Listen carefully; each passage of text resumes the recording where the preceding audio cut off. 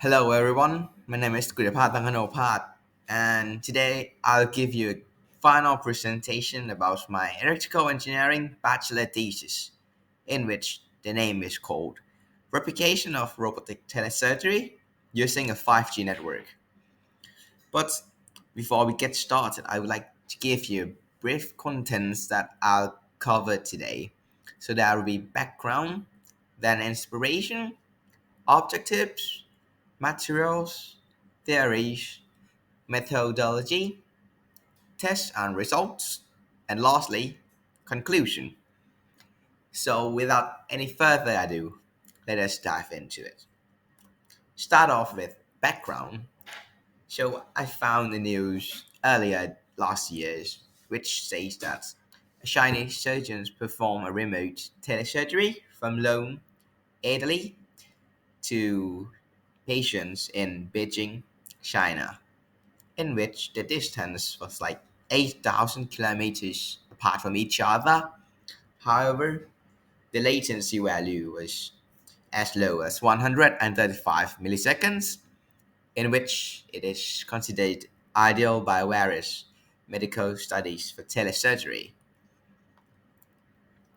You may ask, what is telesurgery? Well, specifically, telesurgery or remote surgery is an operation where surgeons can perform an operation where the distance were separated between patients and surgeons. So, without any surgeon's physical appearance needed in the operating room, the surgery still be operable. How can we do this? Well, we use a combination of two systems, which is robotic telesurgery and advanced communication technologies. The benefits of telesurgery: first of all, it brings surgical care to areas lacking medical access. Then, it reduces the risk of long distance patient travel. Well, imagine you are patients in China and you have to fly over to Rome to get the doctor. That there was like so many hours of flight for you to fly there, and there were like so many risks. So here's come telesurgery. And then this telesurgery trend is optimal during the COVID-19 pandemic because it reduces contact to mitigate the contagious virus. Moving on to the next topic, which is about my inspiration. So after a few research that I found, there are like two main telesurgery systems in real world on market right now, in which is called Da Vinci and SUS robotic surgery systems, in which it costs around $2 million and $1 million respectively, which is way too expensive for like a university degree to study about it. Then there is no available telesurgery systems in Thailand yet. And lastly, I think that if we could replicate these telesurgery systems, it will be much cheaper than the current on the market systems, and we could like study about it rather than just buy the whole system, which is very expensive. Let's talk about objectives. There are four objectives. First one is to build and create a simple replication of surgical robots. And then I would like to maintain connection between surgical robots and controller when they are far apart.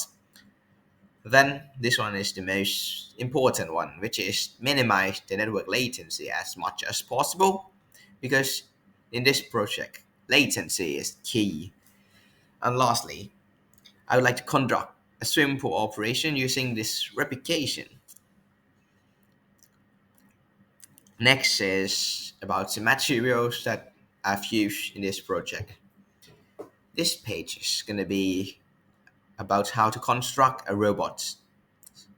Well, there is like digital servo control, 6 degree of freedom robot's arm, Pick microcontroller, the EasyWish camera, scissors, PlayStation 1 joystick, and robot frame.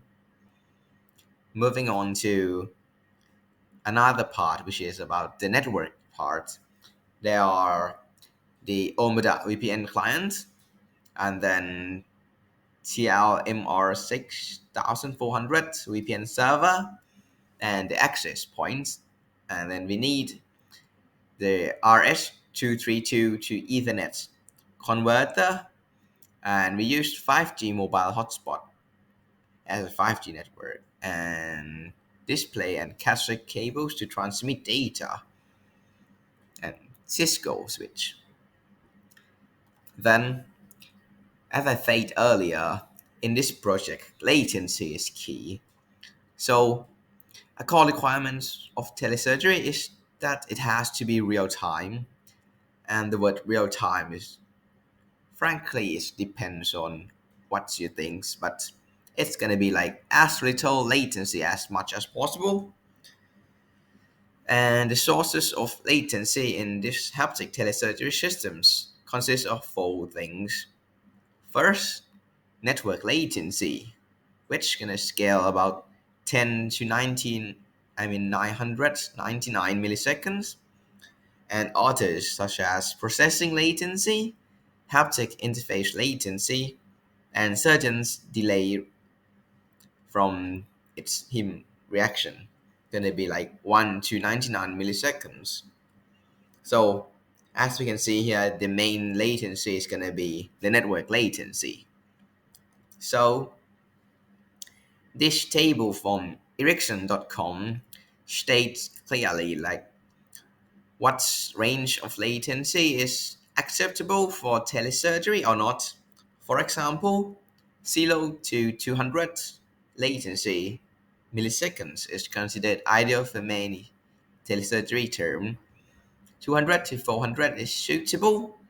400 to 600 is acceptable but tiring, and so on. And lastly, if your latency reach around like 800 to 1000, it is not recommended for telesurgery.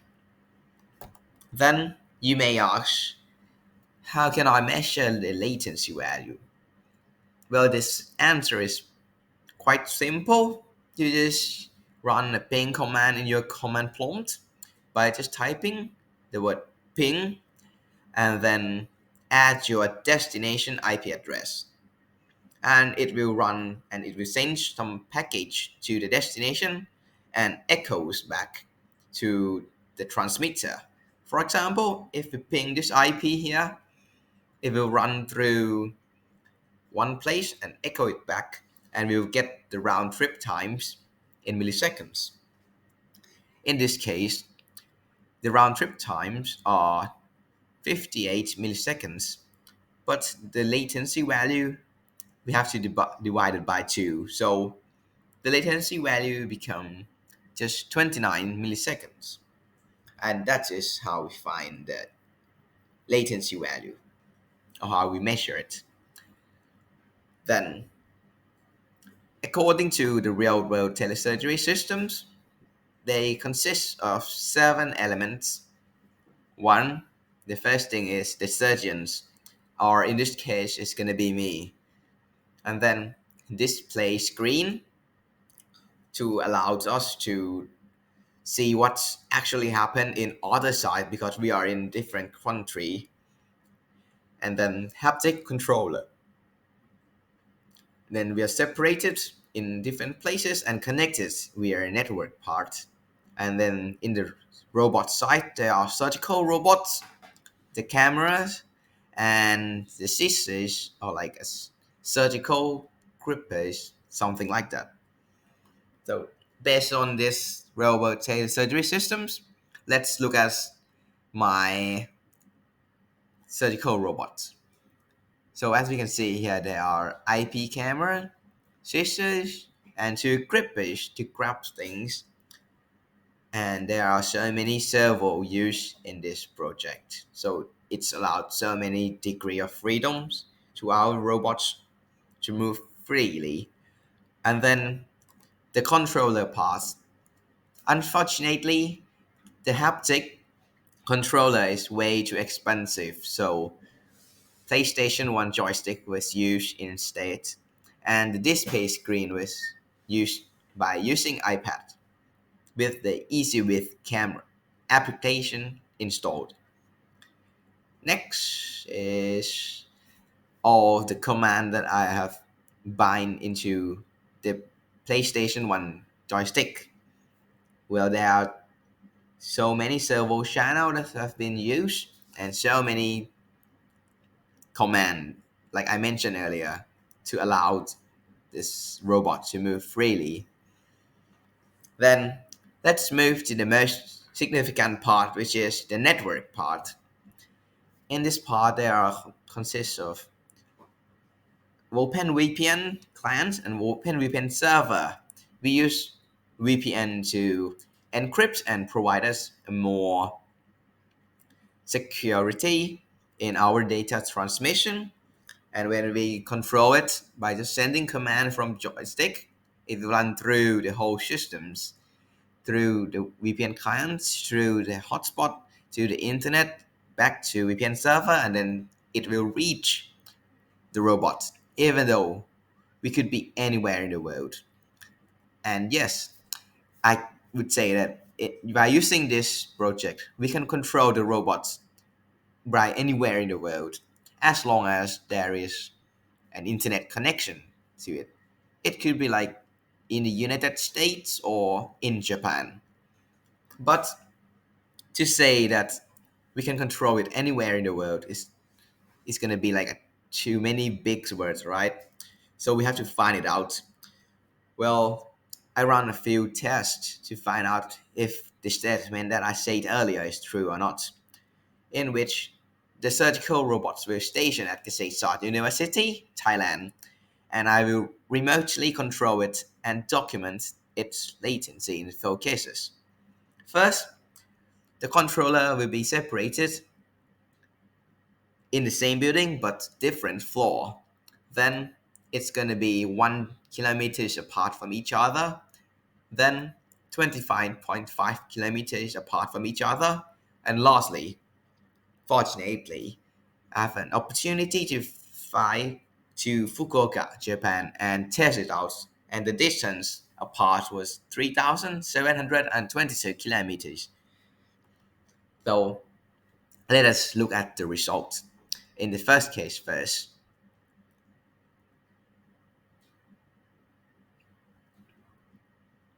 well, as we can see here, the robots are moved accordingly to my command.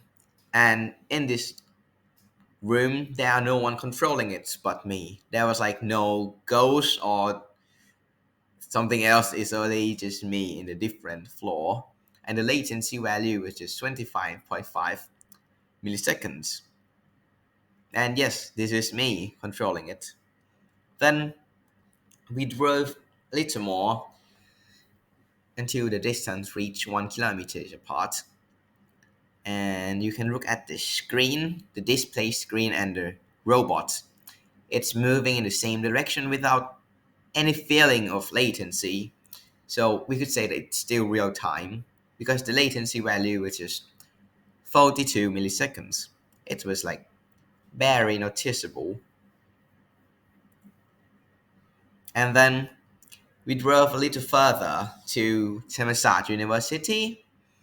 The distance, like I said earlier, 25.5 kilometers. The latency value that we have measured is 52 milliseconds. And like in the earlier example, it was very noticeable.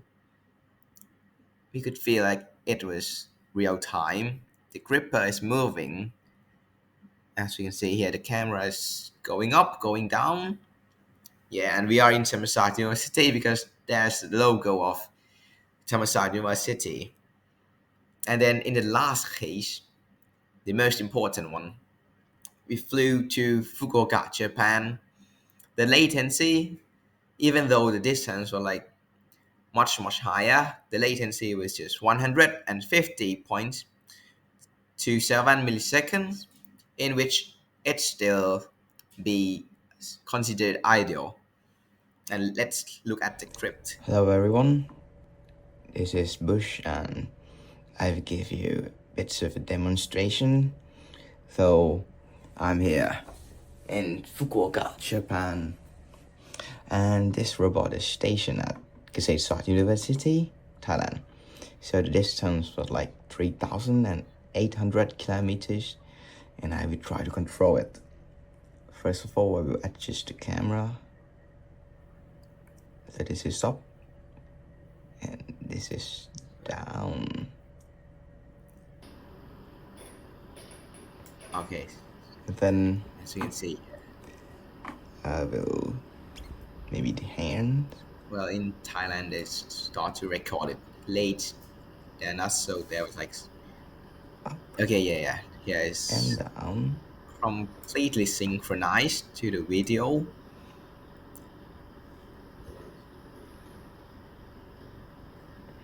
Yeah, moving up and down accordingly to my command. However, when I flew there, laptop was used instead of joystick because there was like a transportation risk from like by putting the controller module in the luggage. It was like too, I can't bear that risk because it was fragile.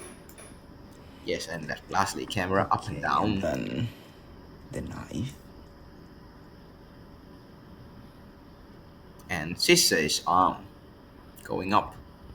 Okay, let's look at the results. Well, I plotted in a table here, and if you guys are interested in more video, here is a QR code of YouTube. They are going to be in the controller site and another perspective in the robot site.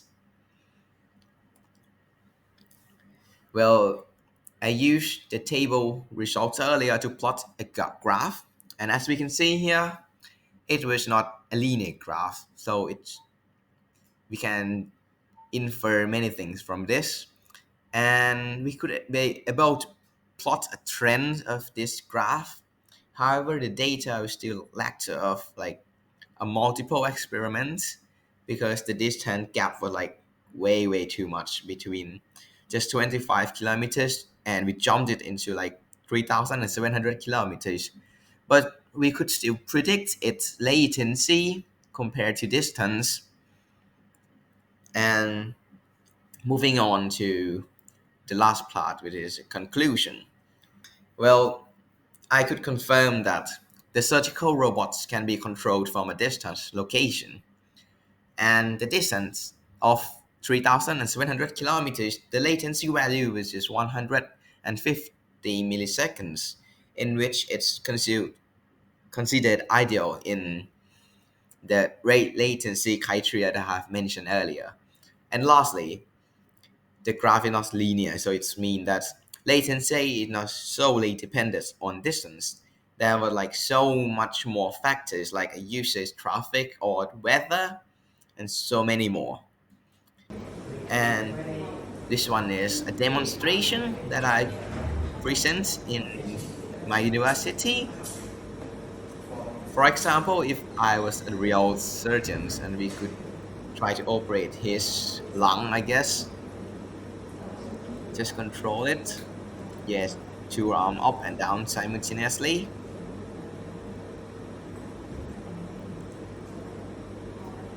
Yeah, and the scissors going up and down and open, like we are like performing a lung surgery, I suppose. Yes, yeah, and that's it for all of the demonstration. Lastly, I would like to say thank you so much for your attention.